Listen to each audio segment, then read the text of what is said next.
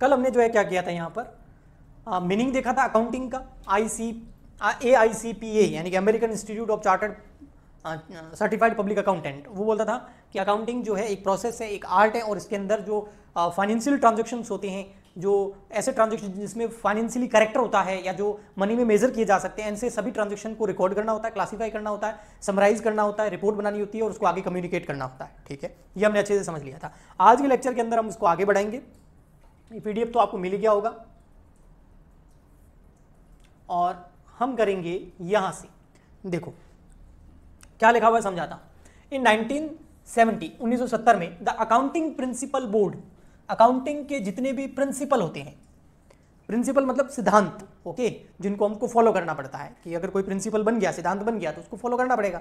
ठीक है, तो 1917 के अंदर जो अकाउंटिंग प्रिंसिपल बोर्ड है वो कौन सा है? AICPA, American institute of certified public accountant. ये एक बोर्ड है जो अकाउंटिंग के प्रिंसिपल बनाता है। ठीक है, also Mphasis that the functions of accounting is provide quantitative information, quantitative information इनको चाहिए होती है इसके हिसाब से कि जो फंक्शंस है अकाउंटिंग के, वो हम अभी आगे जो पढ़ेंगे उसमें जो इन्फॉर्मेशन हमारे पास निकल के आती है वो क्वांटिटेटिव इंफॉर्मेशन होनी चाहिए। ठीक है, यानी कि उस इन्फॉर्मेशन की कुछ वैल्यू होनी चाहिए ताकि उस इन्फॉर्मेशन को यूज करके जो यूजर्स है उसके वो अपने हिसाब से कुछ डिसीजन ले सके या निर्णय ले सके। ठीक है, primary financial in nature about economic entities that is intended to be useful in making economic decision. वही मैं बता रहा हूँ आपको, ताकि जो भी इसके यूजर्स है इस फाइनेंशियल इन्फॉर्मेशन के, जो क्वांटिटेटिव इन्फॉर्मेशन हमारे पास निकल के आती है, उसके जो यूजर्स है वो इस इन्फॉर्मेशन का यूज करके कुछ इकोनॉमिक डिसीजन ले सके। ठीक है, ओके। आगे लिखा हुआ accounting is the process of, accounting क्या है? प्रोसेस है आइडेंटिफाई करने का, मेजर करने का, रिकॉर्ड करने का, कम्युनिकेट करने का। वो मैंने आपको डिटेल में बता ही दिया है। ठीक है, किसी भी ऑर्गेनाइजेशन के जो इकोनॉमिक इवेंट है उनको आइडेंटिफाई करना, मेजर करना, रिकॉर्ड करना, क्लासिफिकेशन करना उसका, फिर उसकी रिपोर्ट बनाना, फिर उसको कम्युनिकेट करना, और कम्युनिकेट करना किनको? उसके इंटरेस्टेड यूजर को, और यूजर उस बेसिस पर कुछ डिसीजन लेते हैं। ओके, अब यहां देखिए आगे, यहां से हमारा मेन आता है, ये तो हमने कल पढ़ ही लिया था। अब यहां से आता है वी मस्ट अंडरस्टैंड, हमें कुछ चीजें समझनी होगी। We must understand the following relevant aspects of the definition. जो हमने डेफिनेशन समझी है उससे रिलेटेड कुछ एस्पेक्ट्स हमको देखने होंगे। वो कौन कौन से एस्पेक्ट्स है जिससे रिलेटेड आपके एग्जाम में भी क्वेश्चन आ सकते हैं, और इसके अलावा आगे जाके अगर आप CA करते हैं, CMA करते हैं, CS करते हैं, मतलब चार्टर्ड अकाउंटेंट का कोर्स करते हैं, या फिर आप कॉस्ट अकाउंटेंट का कोर्स करते हैं, वर्क अकाउंटेंट का कोर्स करते हैं, कंपनी सेक्रेटरी का कोर्स करते हैं, या कोई भी प्रोफेशनल अगर कोर्स करते हैं, तो वहां पर ये जो टॉपिक है यहाँ से बहुत सारे ऑब्जेक्टिव टाइप क्वेश्चन बनते हैं, और आपकी क्लास 11th के हिसाब से भी इंपॉर्टेंट है और आगे के हिसाब से भी इंपॉर्टेंट है। ठीक है, तो वो कौन से चीजें हैं, कौन से एस्पेक्ट्स है जो डेफिनेशन के अंदर है बट बहुत इंपॉर्टेंट है, वो है सबसे फर्स्ट इकोनॉमिक इवेंट। इतनी देर से हम बोल रहे हैं कि economic event, economic event, economic event, होते क्या है इकोनॉमिक इवेंट, वास्तव में उसका क्या डेफिनेशन है। ओके, नेक्स्ट हमको पढ़ना होगा, ये हो गया फर्स्ट। सेकंड नंबर हमको पढ़ना होगा आइडेंटिफिकेशन, मेजरमेंट, रिकॉर्डिंग और कम्युनिकेशन। इनका मतलब क्या है? वैसे तो मैंने आपको बताया है, लेकिन आगे यहाँ पर डिटेल में और मैं आपको पढ़ा देता हूँ। ठीक है, फिर आता है ऑर्गेनाइजेशन, थर्ड नंबर, कि भाई ये जो ऑर्गेनाइजेशन है इसका मीन क्या है, ऑर्गेनाइजेशन मीन क्या है। जो डेफिनेशन में ये लिखा हुआ है, डेफिनेशन में इकोनॉमिक इवेंट वर्ड भी आया था, डेफिनेशन के अंदर identification, measurement, recording, communication word भी आया था, डेफिनेशन के अंदर ऑर्गेनाइजेशन वर्ड भी आया था, और लास्ट एंड फाइनल डेफिनेशन के अंदर इंटरेस्टेड यूजर भी आया था, जिनको हम इन्फॉर्मेशन शेयर करते हैं, जिनको हम रिपोर्ट देते हैं। तो ये लोग कौन है, ये सब चीजें क्या है, ये एस्पेक्ट क्या है, इससे रिलेटेड हम डिटेल में पढ़ते हैं। तो सबसे फर्स्ट हमारे सामने आता है इकोनॉमिक इवेंट। ये रहा इकोनॉमिक इवेंट के बारे में सब कुछ। तो देखो इकोनॉमिक इवेंट क्या होता है, वैसे मैंने आपको जो बताया है ना वो इतना डिटेल में पहले से ही बता दिया है कि वही चीजें निकल के सामने आएगी, फिर भी मैं एक बार आपको करा देता हूं। तो देखो इकोनॉमिक इवेंट क्या है। An economic event is known as happening of consequences to a business organisation. किसी भी बिजनेस के अंदर, किसी भी ऑर्गेनाइजेशन के अंदर, ऑर्गेनाइजेशन वर्ड जो है ऑर्गेनाइज से बना हुआ है। ऑर्गेनाइज का मतलब हो गया लोग ऑर्गेनाइज होते हैं, रिसोर्सेज ऑर्गेनाइज होते हैं और किसी बिजनेस को करते हैं। ओके, ठीक। तो ऑर्गेनाइजेशन, कोई भी बिजनेस ऑर्गेनाइजेशन जो होता है उसके अंदर इकोनॉमिक इवेंट होते हैं। ठीक है, which consist of transactions and which are measurable in monetary term. तो एक ऑर्गेनाइजेशन आपको पहले से पता होना चाहिए। ऑर्गेनाइजेशन वर्ड जैसे मैंने आपको बताया, ऑर्गेनाइजेशन वर्ड का ही मतलब होता है ऑर्गेनाइज करना। किसको ऑर्गेनाइज करना? लोगों को ऑर्गेनाइज करना, रिसोर्सेज को ऑर्गेनाइज करना। क्योंकि केवल लोगों को इकट्ठा करने से क्या होगा, अगर बिजनेस को बड़ा करना है तो लोग तो चाहिए ही चाहिए। उसमें ऑनर चाहिए यानी कि मालिक चाहिए, उसमें एम्प्लॉय चाहिए, कर्मचारी चाहिए, उसके अंदर जो है कंप्यूटर ऑपरेटर चाहिए, टेक्निकल टीम चाहिए। आज के टाइम में तो कितने लोग चाहिए एक बिजनेस को ऑपरेट करने के लिए। तो ये जो लोग हैं इनको ऑर्गेनाइज करना ये भी एक रिसोर्स होता है। और इसके अलावा जैसे मशीनरी चाहिए, पैसा चाहिए यानी कि कैपिटल चाहिए, इन सब चीज़ों को ऑर्गेनाइज करना एक ऑर्गेनाइजेशन के अंदर होता है। तो ऑर्गेनाइजेशन का मतलब यही है, सारे रिसोर्सेज इकट्ठे होकर जब हम काम करते हैं तो उसको ऑर्गेनाइजेशन बोलते हैं। इसके अलावा बिजनेस स्टडी के अंदर जब आप पढ़ेंगे ना तो वहां पर ऑर्गेनाइजेशन और रिसोर्सेज का फुल डिटेल आएगा, ठीक है। तो एक ऑर्गेनाइजेशन, वो भी कौन सी, बिजनेस ऑर्गेनाइजेशन। बिजनेस ऑर्गेनाइजेशन के अंदर जो ऐसे इवेंट होते हैं, कैसे इवेंट, ऐसे ट्रांजैक्शन, कैसे ट्रांजैक्शन जिनके, जो ट्रांजैक्शन को हम मनी में मेजर कर सकते हैं, ऐसे ट्रांजैक्शन, ऐसे इवेंट जो मेजरेबल किसमें हो, मॉनेटरी टर्म में। मॉनेटरी टर्म में मतलब रुपीज में, डॉलर में, यूरो में, किसी भी टर्म में अगर मनी में मेजरेबल है तो ऐसे सभी ट्रांजैक्शन या इवेंट जो एक बिजनेस के अंदर होते हैं, हाँ, उनको बोलते हैं इकोनॉमिक इवेंट। अब आपके घर पे भी इकोनॉमिक इवेंट होते हैं और नहीं भी होते। आपके घर में जो है इकोनॉमिक इवेंट कौन कौन से होते हैं आपने देखे होंगे। जो आपके घर में जो भी इवेंट होता है या जो भी ट्रांजैक्शन होता है जिसमें पैसा खर्च होता है वो इकोनॉमिक इवेंट है। जैसे शादी हो रही है, घर में किसी की शादी है तो बहुत पैसा खर्च होगा, इकोनॉमिक इवेंट है। आपके फादर ने ये कोर्सेज आपको परचेज करके दी है, ये कौन सा इवेंट है, इकोनॉमिक इवेंट है, क्योंकि इसको आप मनी में मेजर कर सकते हैं। आपके फादर ने आपको ब्लेसिंग्स दिया, आशीर्वाद दिया, आपके लिए दुआ मांगी, ये कौन सा इवेंट है, नॉन मॉनेटरी, ये इकोनॉमिक नहीं है। रूठना, मनाना, हंसना, खेलना, कूदना और इसके अलावा और भी बहुत सारे सोशल चीजें होती है, ये सब क्या है, नॉन इकोनॉमिक इवेंट है। लेकिन जो पैसों से रिलेटेड होते हैं वो कौन से होते हैं, इकोनॉमिक इवेंट। ऐसे कैसे बिजनेस में होता है, ठीक है। तो इकोनॉमिक इवेंट मतलब वो सारे इवेंट या वो सारे ट्रांजैक्शन जो एक बिजनेस में होते हैं, वो एक ऑर्गेनाइजेशन में होते हैं और उनको मनी में मेजर कर सकते हैं, मॉनेटरी फॉर्म में उनको मेजर किया जा सकता है, उनमें फाइनेंशियल कैरेक्टर होता है, वो इकोनॉमिक इवेंट होता है, ठीक है। यहाँ पर कुछ एग्जाम्पल दिए हुए हैं, सेल करना किसी कस्टमर को, सर्विस लेना किसी कंपनी से, परचेज करना या फिर कोई पेमेंट कर देना, जैसे रेंट का पेमेंट करते हैं अगर लैंडलॉर्ड को कोई किराए पे रहता है तो ये सब इकोनॉमिक इवेंट होते हैं, ठीक। नेक्स्ट बढ़ने से पहले एक चीज और है, जो इकोनॉमिक इवेंट आता है ना वो दो तरीके के होते हैं। इकोनॉमिक इवेंट जो होते हैं बेटा दो तरीके के होते हैं। एक इकोनॉमिक इवेंट होते हैं जो होते हैं इंटरनल और एक होते हैं एक्सटर्नल, ठीक है। तो इकोनॉमिक इवेंट जो होते हैं, यहां बता देता हूं, इकोनॉमिक इवेंट वो दो तरीके के होते हैं, एक होते हैं इंटरनल और एक होते हैं एक्सटर्नल। इंटरनल मतलब बिजनेस के अंदर ही कोई इकोनॉमिक इवेंट हो गया। बिजनेस के अंदर कैसे, जो एम्प्लॉय है वो बिजनेस के अंदर ही काम करता है ना, हाँ, तो इंटरनल पर्सन हो गया, हाँ, उसको सैलरी दी, इंटरनल इवेंट। लेकिन बाहर से कुछ परचेज करके लेके आ गए मार्केट से, एक्सटर्नल इवेंट। तो बिल्कुल सिंपल है, ठीक है, ओके। आगे बढ़ते हैं। अब सेकंड नंबर हमारा आता है कि भैया आइडेंटिफिकेशन क्या होता है, मेजरमेंट क्या होता है, रिकॉर्डिंग क्या होता है, कम्युनिकेशन क्या होता है।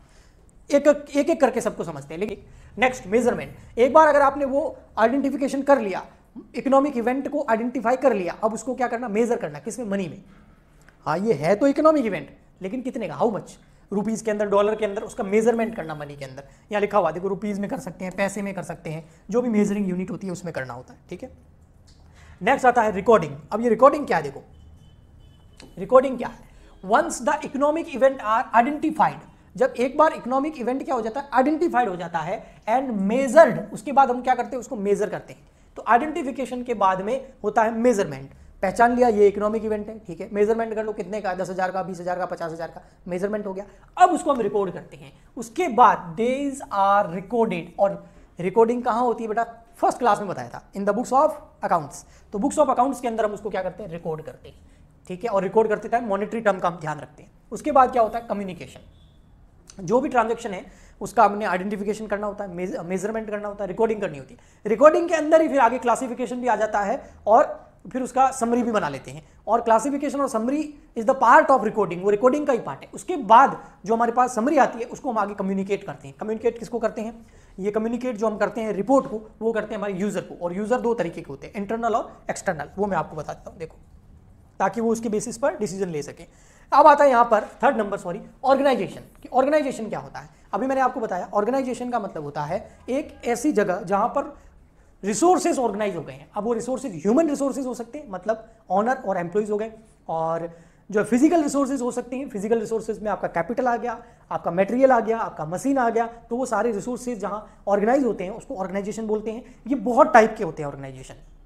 जैसे आपके घर के आसपास जितनी भी आपको दुकानें दिख रही हैं वो सारे के सारे सोल प्रोप्राइटर हैं, यानी कि एक ही ओनर होते हैं। जहां पर एक से ज़्यादा ओनर होते हैं, थोड़ी बड़ी दुकान होती है, उसको बोलते हैं पार्टनरशिप। इसके अलावा फिर थोड़ा और बड़े लेवल पे चले जाते हैं तो आ जाता है कंपनीज। कंपनीज में भी फिर प्राइवेट कंपनी, पब्लिक कंपनीज, ये सब आगे आप 11th में, 12th में, बिजनेस स्टडी में, अकाउंट्स में डिटेल में पढ़ने वाले हैं, ठीक, ओके। आगे चलते हैं। नेक्स्ट आता है बेटा हमारा फिर इंटरेस्टेड यूजर्स ऑफ इंफॉर्मेशन। भाई जो आपने इतनी मेहनत करी, जो आपने इतनी अकाउंटिंग करी, ठीक है, आपने जो है जो इतनी सारी रिकॉर्ड करके समरी बनाई, रिपोर्ट बनाई, इतना सब कुछ किया, हाँ, वो आखिर काम किसके आएगा? देखो प्रोडक्ट क्या होता है पता है आपको, एक कॉन्सेप्ट समझना प्रोडक्ट का। जैसे ये एक प्रोडक्ट है, ये एक प्रोडक्ट है। कैसे प्रोडक्ट है? क्योंकि इसका कोई ना कोई यूजर है। ये इलेक्ट्रिक पेन जो है ना एक प्रोडक्ट है, क्योंकि इसको मैं यूज करता हूँ। ये बॉटल जो है ये प्रोडक्ट है, क्योंकि मैं इसको कुछ यूज करता हूँ, पानी भरने की यूज करता हूँ। तो वे सारी चीजें जो किसी के काम आ रही है वो प्रोडक्ट है। लेकिन अगर आपने कुछ ऐसा बना दिया जो किसी के काम का नहीं है, उसको प्रोडक्ट नहीं बोलते। तो यहां जो हम अकाउंटिंग कर रहे हैं, जो हम रिपोर्ट बनाते हैं एंड में, वो अगर किसी के यूज आती है तो वो काम की है, वो जो प्रोडक्ट है, वरना वो कुछ काम का नहीं है। वरना हम करेंगे क्यों जब कोई उसका उपयोग करता ही नहीं होगा। आप कोई ऐसा प्रोडक्ट बनाओगे, कोई ऐसी चीज बनाओगे जिसको कोई कंज्यूम नहीं करेगा। आप घर पे कोई ऐसी सब्जी बनाओगे जिसको कोई खाएगा ही नहीं, तो कौन बनाएगा? तो ऐसे के ऐसे जो ये हम इतना कुछ किया है, इसके कोई ना कोई यूजर्स होंगे, वो इसको यूज करेंगे इस रिपोर्ट को। और यूज क्यों करेंगे? क्योंकि उनको जरूरत है। जरूरत क्यों है? क्योंकि कहीं ना कहीं उनको कोई ना कोई डिसीजन लेना है, निर्णय लेना है। तो निर्णय लेने के लिए इस रिपोर्ट का यूज किया जाता है। अब ये जो यूजर्स होते हैं वो दो तरीके के होते हैं, एक होते हैं इंटरनल यूजर्स और एक होते हैं बेटा एक्सटर्नल यूजर्स। एक होते हैं इंटरनल यूजर्स और एक होते हैं एक्सटर्नल यूजर्स। ठीक है, जैसे इंफॉर्मेशन जो मैंने बताई थी अभी थोड़ी देर पहले, वो भी एक्सटर्नल और इंटरनल दो तरह की होती है, ट्रांजैक्शन दो तरीके के होते हैं, तो यूजर्स भी दो तरीके के होते हैं। अब देखो इंटरनल यूजर्स में कौन कौन आता है। अब यहाँ पर वैसे तो कौन आता है, अगर सिंपल बोलूँ तो भाई बिजनेस का मालिक ओनर आएगा, और कौन आएगा? एम्प्लॉयज आएंगे बस। लेकिन अगर थोड़ा कंपनी लेवल पे चले जाती है तो ओनर और एम्प्लॉयज इनके नाम चेंज हो जाते हैं। ओनर जो होता है उसको शेयर होल्डर बोलते हैं, ओनर को क्या बोलते हैं? शेयर होल्डर बोलते हैं। और जो चीफ एग्जीक्यूटिव ऑफिसर होता है, सीईओ, आपने सुना होगा किसी कंपनी का, फाइनेंशियल ऑफिसर एफसीईओ, और वाइस प्रेसिडेंट होता है, बिजनेस यूनिट मैनेजर्स होते हैं, प्लांट मैनेजर्स होते हैं, स्टोर मैनेजर्स होते हैं, लाइन सुपरवाइजर्स होते हैं। ये सारे एम्प्लॉय, मैनेजर, सारे जो मैनेजमेंट लेवल का काम करते हैं वो सारे एम्प्लॉयज होते हैं। तो ये सब जो है इंटरनल यूजर्स होते हैं। अब ये क्या डिसीजन लेते हैं? जैसे सीईओ है, कंपनी को चलाने वाला मेन बंदा जो पूरी कंपनी को ऑपरेट कर रहा है, वो ये डिसीजन लेता है कि भैया देखो हमारी क्या परफॉर्मेंस रही है। तो वो रिपोर्ट देख के पता चलेगा ना कि परफॉर्मेंस अच्छी रही नहीं रही, आगे टारगेट क्या रखना है। ओके, एम्प्लॉइज, मैनेजर्स वगैरह जो है वो ये रिपोर्ट पढ़ के ये देखते हैं कि भाई इस कंपनी के साथ जुड़े रहें या इसको छोड़ के कहीं और जाए। तो वो रिपोर्ट देख के पता चलेगा, ठीक है, कंपनी प्रॉफिटेबल है, ग्रोथ कर रही है, तो लोग रुकेंगे वरना जाएंगे। ऐसे कैसे बहुत सारे एक्सटर्नल यूजर्स होते हैं। एक्सटर्नल यूजर्स में बहुत लोग आते हैं। शेयर होल्डर्स आते हैं जो कंपनी में पैसा लगाते हैं, इन्वेस्टर होते हैं, कंपनी के मामले में बता रहा हूँ, ठीक है, मैं ये सारे कंपनी के मामले में। क्रेडिटर्स वो लोग होते हैं जिनसे हम उधार लेते हैं, जैसे बैंक से लोन ले लिया, किसी से उधार सामान खरीद लिया, तो वो उधारी तभी देंगे जब हमारी फाइनेंशियल पोजीशन अच्छी होगी, है ना। कोई झोपड़पट्टी वाले को कोई भी उधार नहीं देता है ना। जिसका नाम है, थोड़ी गुडविल है, जिसके पास पैसा है, उसको हर कोई उधार देता है। कैसे पता चला? ये रिपोर्ट से पता चलता है। तो बिजनेस की ये जो रिपोर्ट होती है ना, ये हमें बिजनेस की फाइनेंशियल पोजीशन के बारे में बताती है। तो उस रिपोर्ट को देख के ही जो बाहरी एक्सटर्नल लोग होते हैं, एक्सटर्नल यूजर्स होते हैं, वो उस बिजनेस को लोन देना है नहीं देना है, उधार देना है नहीं देना है, इन्वेस्ट करना है नहीं करना है, वो डिसीजन लेते हैं। तो इसमें बहुत सारे लोग होते हैं, ठीक है, फाइनेंशियल इंस्टीट्यूशंस होते हैं, डिबेंचर होल्डर्स होते हैं, टैक्स अथॉरिटीज होती है, बहुत सारी चीज़ें हैं। लेकिन ये सब चीज़ें आगे आपके 11th में, 12th में, बीकॉम में डिटेल में आने वाली। ओके, ठीक। तो मैंने आपको बस थोड़ा सा बता दिया है कौन कौन से यूजर्स होते हैं। तो ये जो एस्पेक्ट्स थे ये हमने कंप्लीट कर लिए, ठीक है। ये एस्पेक्ट्स कौन कौन से एस्पेक्ट्स थे? ये रहे, ये economic event, identification, measurement, recording, communication, organisation और इंटरेस्टेड यूजर्स ऑफ इन्फॉर्मेशन। यहां तक समझ में आ गया हो तो मैं आगे बढ़ूं एक बार। अकाउंटिंग, नेक्स्ट टॉपिक है हमारा accounting as a source of information. जो अकाउंटिंग है ना वो क्या है? इंफॉर्मेशन का सोर्स है। अकाउंटिंग क्या है? इंफॉर्मेशन का सोर्स है। मैंने बोला ना एक प्रोडक्ट निकला है, इतनी सब माथापोड़ी करने के बाद, इतना सब कुछ करने के बाद हमारे को एक प्रोडक्ट मिला है। वो प्रोडक्ट कोई फिजिकली कुछ है नहीं, वो एक पेपर के ऊपर लिखा हुआ सारा डेटा है, उसको हम इंफॉर्मेशन बोलते हैं। तो अकाउंटिंग की वजह से ही हमें वो इंफॉर्मेशन मिली है। तो अकाउंटिंग क्या हो गया? जो हमको वो रिपोर्ट मिली है, जो हमको वो इंफॉर्मेशन मिली है, उसका सोर्स है। जैसे हम क्या करते हैं, अकाउंटिंग एक प्रोसेस है, उस प्रोसेस में हम डेटा एंटर करते हैं, ठीक है। फिर वो डेटा पूरा का पूरा क्या होता है? प्रोसेस होता है। और प्रोसेस होने के बाद में हमको क्या मिलती है? इंफॉर्मेशन। तो हमने इनपुट क्या किया? हमने इनपुट किया डेटा, ये हमारा इनपुट है, और हमको आउटपुट क्या मिला? हमको मिला इंफॉर्मेशन। और ये जो प्रोसेस है ये कौन सी है? ये अकाउंटिंग प्रोसेस है। सो जो अकाउंटिंग प्रोसेस है वो इस इंफॉर्मेशन का क्या है? सोर्स है। अगर इस डेटा को अकाउंटिंग प्रोसेस में डालूंगा ही नहीं तो इंफॉर्मेशन मिलेगी नहीं। तो इंफॉर्मेशन क्या हो गया? इंफॉर्मेशन जो है उसका सोर्स कौन है? इंफॉर्मेशन जो है उसका सोर्स है ये प्रोसेस। और ये प्रोसेस कौन सी? Accounting process. इसलिए बोला गया है accounting as source of information. Accounting की वजह से हमें इंफॉर्मेशन मिल रही है, वरना तो हमारे पास डेटा रहेगा वो कुछ काम का नहीं होगा। ठीक, ओके। नेक्स्ट आता है हमारा, फिर जो इंफॉर्मेशन है वो कैसे होनी चाहिए। जो हमारी इंफॉर्मेशन है, so qualitative characteristics of accounting information. Accounting जो इंफॉर्मेशन हमको मिलती है वो उसके अंदर जो कैरेक्टरिस्टिक्स होती है वो कौन कौन सी होती है। उसमें फर्स्ट होता है रिलायबिलिटी। जो इंफॉर्मेशन हमको मिलती है वो रिलायबल होनी चाहिए। रिलायबल मतलब जिस पे हम विश्वास कर सकें। तो अकाउंटिंग प्रोसेस से जो हमें इंफॉर्मेशन मिलती है ना वो रिलायबल होती है हमेशा। उसके आप ऊपर ट्रस्ट कर सकते हो, उसके ऊपर विश्वास करके डिसीजन ले सकते हैं, निर्णय ले सकते हैं। जैसे एक बिजनेस है, वो मेरे से लोन मांग रहा है, अब मैं उसको लोन दूं या नहीं दूं वो कैसे पता करूंगा? मैं उसकी अकाउंटिंग इन्फॉर्मेशन देखूंगा, यानी कि उसकी रिपोर्ट देखूंगा। उस बिजनेस की रिपोर्ट देखी, हाँ, अब वो रिपोर्ट बिल्कुल रिलायबल है। अब आप उस रिपोर्ट के हिसाब से डिसीजन ले सकते हैं कि लोन देना है कि नहीं देना है। तो रिलायबिलिटी होनी चाहिए। नेक्स्ट है रेलेवेंस। वो जो इन्फॉर्मेशन है ना, हाँ, वो लोन देना या नहीं देना है इस डिसीजन से रिलेवेंट होनी चाहिए।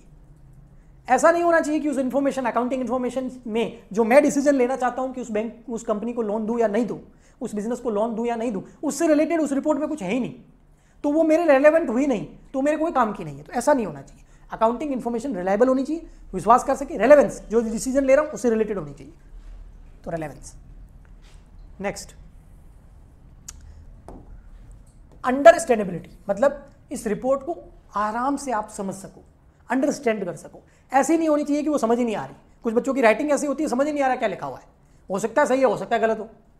तो अंडरस्टैंडेबल होनी चाहिए, मतलब अंडरस्टैंड कर सके, उसको समझ सके। नेक्स्ट, कंपेरेबिलिटी, उस रिपोर्ट को कंपेयर कर सकूं, कंपेरेबिलिटी होनी चाहिए। अब उस रिपोर्ट को कंपेयर किससे करूंगा? अदर जितने भी बिजनेस है ना, उनकी रिपोर्ट से कंपेयर करना है कि ये जो मेरा बिजनेस है, हाँ, और मेरे सेम फील्ड का कोई और भी बिजनेस है, हाँ, दोनों की रिपोर्ट को कंपेयर कर सकूं, ऐसी होनी चाहिए, ताकि पता चल सके कि वो बिजनेस बेटर है क्या मैं बेटर हूं, मेरा बिजनेस बेटर है। या फिर मेरे खुद के बिजनेस के जो लास्ट ईयर की रिपोर्ट है, हर साल रिपोर्ट बनती है, 2019 की रिपोर्ट होगी, 20 की होगी, 21 की होगी, 22 की होगी, 23 की होगी, तो इन सारे ईयर्स की रिपोर्ट को कंपेयर कर सकूं। ये कंपेरेबिलिटी होनी चाहिए उस इंफॉर्मेशन के अंदर। तो रिलायबल होनी चाहिए, विश्वास कर सके। रेलेवेंस होनी चाहिए, जो डिसीजन ले रहे हैं उससे रिलेटेड होनी चाहिए। अंडरस्टैंडेबिलिटी होनी चाहिए, यानी कि समझने योग्य होनी चाहिए। और लास्ट कंपेरेबिलिटी, यानी कि उस रिपोर्ट को मैं कंपेयर कर सकूं अदर बिजनेस और मेरे पास्ट ईयर के जो डेटा है उससे, कंपेरेबिलिटी। अब आप पढ़ोगे तो जो मैंने समझाया है वो सारा होगा। ठीक है, ओके, ठीक है। अब आगे देखो, अगला टॉपिक है हमारा ऑब्जेक्टिव ऑफ अकाउंटिंग। भाई अकाउंटिंग क्यों कर रहे हो? ऑब्जेक्टिव क्या है? ऐसे अकाउंटिंग कर रहे हो कि कुछ ऑब्जेक्टिव होगा? ऑब्जेक्टिव तो होगा ना, कोई भी ऐसे ही क्यों अकाउंटिंग करेगा? ऑब्जेक्टिव क्या है? First, maintenance of records of business transaction. एक बिजनेस के अंदर जितने भी ट्रांजैक्शन होते हैं ना, हाँ, उनको रिकॉर्ड्स उनके मेंटेन करने के लिए, उसको जब रिकॉर्ड करेंगे ना, अगर अकाउंटिंग नहीं होती ना, तो आज से 10 साल पहले हमारे बिजनेस ने कैसा परफॉर्म किया था, उसका डेटा कैसा था, किसने परचेज किया था, किसने सेल किया था, किसने उधारी करी थी, वो पता नहीं लग सकता। तो रिकॉर्ड्स को मेंटेन करने के लिए अकाउंटिंग करनी जरूरी होती है, ताकि डेटा हमारे पास रहे। Next, calculation of profit and loss. अगर हम अकाउंटिंग नहीं करेंगे तो हमें कभी भी प्रॉफिट होगा, हमारे बिजनेस में प्रॉफिट हो रहा है या लॉस हो रहा है, वो कभी पता नहीं चलेगा। Next, depreciation of financial position. Financial position का मतलब होता है आर्थिक स्थिति। बहुत सारे बच्चे होते हैं ना, आपने एक वर्ड सुना होगा कि इनकी फाइनेंशियल पोजीशन अच्छी नहीं है, कैसे पता चला? तो ऐसे कैसे जो बिजनेस है उसकी फाइनेंशियल पोजीशन कैसी है?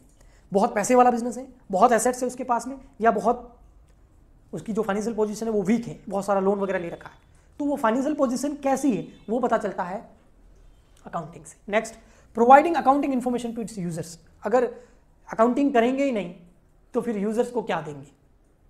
ओके, सो ये है ऑब्जेक्टिव्स ऑफ अकाउंटिंग। बहुत ईजी है, जो ट्रांजैक्शन होते हैं बिजनेस में उसको रिकॉर्ड करने के लिए, प्रॉफिट या लॉस हो रहा है उसका पता करने के लिए, फाइनेंशियल पोजीशन का पता करने के लिए, और जो इंटरेस्टेड यूजर्स है उनको, इंटरेस्टेड यूजर्स को अकाउंटिंग इन्फॉर्मेशन प्रोवाइड करने के लिए हम अकाउंटिंग करते हैं। ये अकाउंटिंग के ऑब्जेक्टिव्स है, यानी कि उद्देश्य है।